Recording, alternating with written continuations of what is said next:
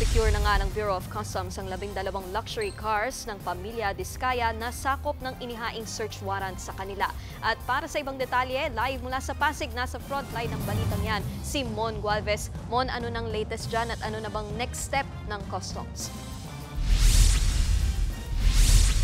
Nikki, kinumpirma ng tagapagsalita ng pamilya Diskaya na naibalik na nga dito sa garahe ng St. Gerard Construction Office ang lahat ng 12 luxury cars na kasama sa search warrant ng Bureau of Customs. Kagabi, isa-isang pinasok sa compound ng iba't ibang mamahaling sasakyan. Namataan pa nga ng news team ang isang puting Lincoln Navigator. Maya-maya, isa namang itim na Navigator na sakay pa ng truck ang ipinasok din sa loob. Galing do sa talyer ang mga ito matapos umanong ipagawa ng may-ari. Bukod dito, nauna ng sinelyuhan ng Bureau of Customs ang iba pang luxury vehicles gaya ng Toyota Tundra, Bentley at Rolls-Royce na nasa 42 million pesos ang halaga kada unit. Lahat ito pagmamay-ari ng mag-asawang Curly at Sara Diskaya. Isa sila sa 15 contractors na nakakuha ng pinakamaraming kontrata para sa flood control project sa gobyerno.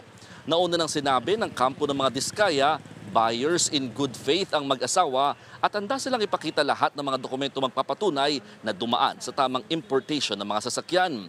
Sa ngayon, sinusuri na ng Bureau of Customs kung tutugma yung certificate of payment na ginawa sa bawat luxury car sa port of entry kung saan pinadaan ang mga ito.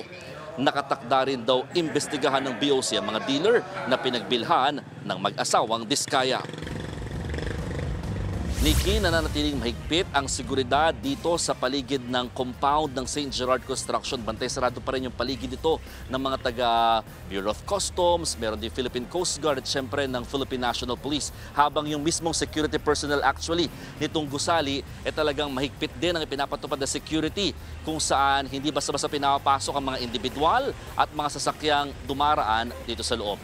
Nikki. So Mon, paglilinaw lang na naibigay na ng mga Diskaya ang corresponding papers para sa lahat ng 12 na sasakyan? Yan yung hindi pa sigurado pero ang una nilang kinumply muna maibalik yung lahat ng 12 sasakyan para ito ay makordonan, maselyuhan at di na nga muna mapagamit sa kalsada. So yung next step is tama ka, yung mga papeles na kailangan i-check na ng Bureau of Customs na tatagal daw ng almost 1 week. Nikki. At yan ang Express Report ni Mon Gualvez. Mga kapatid, Nikki de Guzman po. Para sa pasada ng mga rumaratsyadang balita, mag-follow at mag-subscribe na sa social media pages ng News 5.